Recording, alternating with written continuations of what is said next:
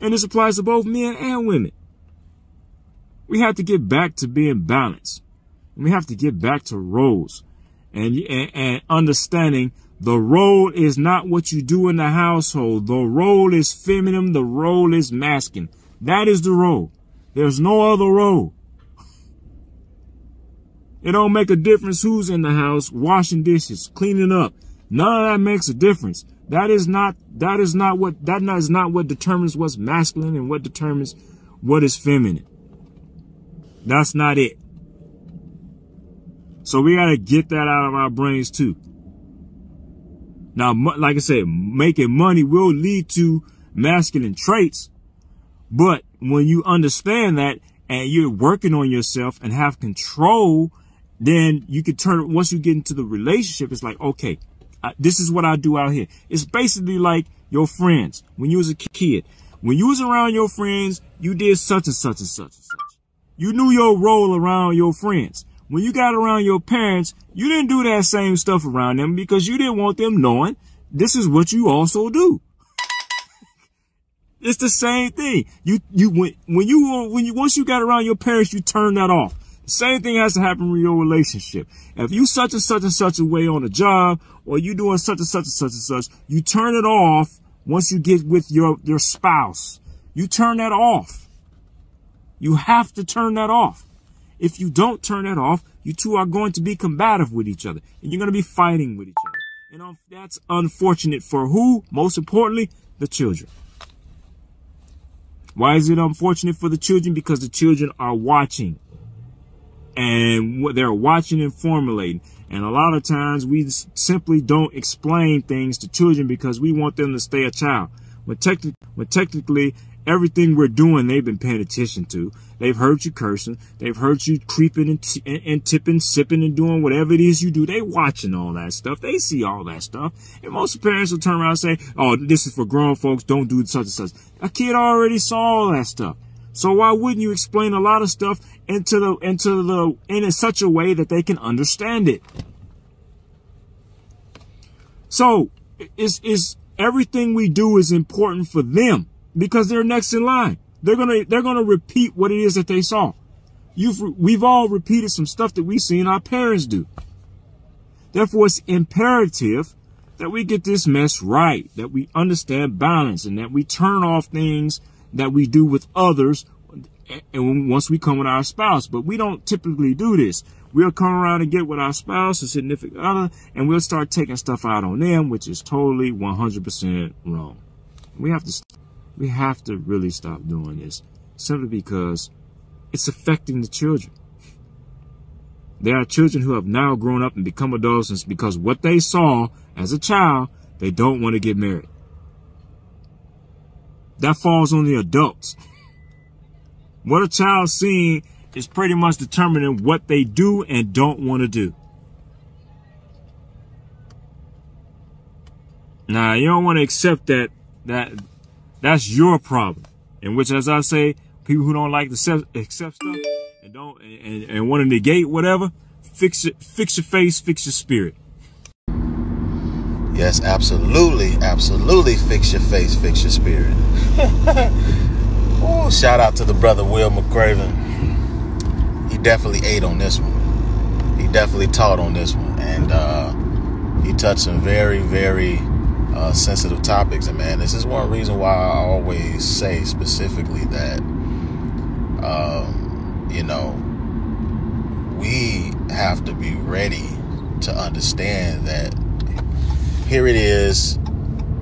You had no choice what family you were placed in. Your father got with your mother. They came from different sides, and boom, that completed the one flesh. That's you. Whenever children are born, they come from families that somebody chose to put together. And so, yeah, you didn't have no choice on who your father impregnated. You didn't have a choice on who your father impregnated. You didn't have a choice on who your mother decided to lay with. What should have been the case is that both should have came together understanding that we're creating a family. And it should have been all in and not allowing outside entities to destroy that or to come in between that by no means. Not even your own self, unless you're selfish deep down and you're full of foreign spirit deep down. You know what I'm saying? So when it comes down to it, I tell people all the time, you don't get to choose what family you came into. A lot of people probably think that, man, if I could have chose, I'd have put myself in a rich family, because don't nobody want to work, don't nobody want to put no effort in, so they would have took the easy way out. But the scriptures say that a brother is born for adversity. So understand, whenever you're in your family, that's God.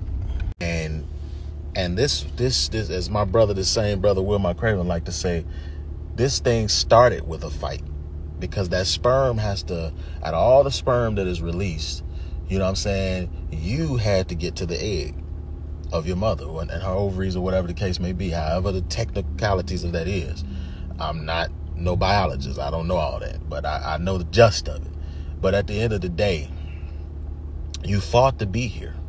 Some of you got stories where a umbilical cord might have been around your neck, or you had to be, prematurely brought here a couple of months earlier, whatever the case may be. It's a fight. And God ultimately is in it because he is the creator and the supreme one over all things. But he gives you the blessing and the freedom to choose. And that's why I say, people have said that scripture wrong for too long. He that findeth a wife findeth a good thing. The good thing ain't her, it's the marriage. So with that being said, the good thing is the seal. Because whenever you have a God, or whenever you have a Christ, whenever you have a figure that is the head or the covering over, just like God created this, that, and the other, and said, this is good, this is good, that man also gets to determine and get to decide, after he's been chosen that woman, oh my goodness, this is good. What is this? Your union, your yoking. And ultimately, you're going to create things, including children, the one flesh. And you're supposed to keep that together to give the children a balanced chance. And that's all the stuff that Brother Will Craven was talking about in here. Because I've always said, it's like a car. I'm driving. I have to focus. I can't take my eyes off the wheel. The navigator is the extension of me. She's the helper of me. And those children in the car in the back seat, she helps with that. So in this clip, in this particular video that Will Craven put up on Facebook, and I'm gonna share it on my page. I mean, he put it on Facebook, I believe, and YouTube. But I'm gonna share the link. He's basically talking about help and people being in their proper positions and roles. And we know it, the more we read the scripture, everybody has a role. And this society, or the antichrist in the land, they push you away from and encourage you or discourage you. They encourage you to stay away from, and they discourage you to walk in roles, which weakens you. It especially weakens the family, because you got people out here thinking that they can redefine God's original design for family. What you're doing is, the woman is desiring to control the man, because she knows what position God put that man in. And so if you impregnate her and she is full of the foolishness, she'll be trying to control you with the help of the courts with your children. And ultimately that does fall on you as a man, because you should have had a father. You should have had someone teaching you how to make those decisions better. You should have had someone teaching you how to walk in that leadership role. You should have had someone cultivating you and teaching you on how to choose better, because our job is not to just be husbands, but to be husbandmen. Husbandman just translates farmer or master of soil. So that lets me know out the gate I'm supposed to study that woman fervently, because I don't want to just put my seed in every field as a farmer. And you see farmers have multiple territories. That would be polygynous. That ain't for everybody. But I'm gonna tell you, when you choose your soil, you got to know everything about it. You got to keep studying it, because some just cannot take what you bring spiritually to sow into them, or naturally. And so we got to be better with that. So shout out to the brother Will Craven. He was on point. Yeah, I am back to work. I see it is drizzling. It's drizzling a little bit out here. So I'm back to work. And for all those that have been, doing this no bread, no milk, no sweets, no fast food with your boy, I appreciate you, man. It's gonna help you, and I encourage you. You know what I'm saying? Anytime I put little challenges out there, man, make sure you roll with your boy, man. We're trying to be a better version of ourselves going forward, and because we only got one life, we got to stop taking our bodies for granted. We got to start appreciating the vapor that we have as individuals. But man, these families got to stay together. They got to keep together by any means, because it doesn't matter if you run in a court and do all that foolishness. A man is still the covering of his children. You can't do nothing about that but throw tantrums.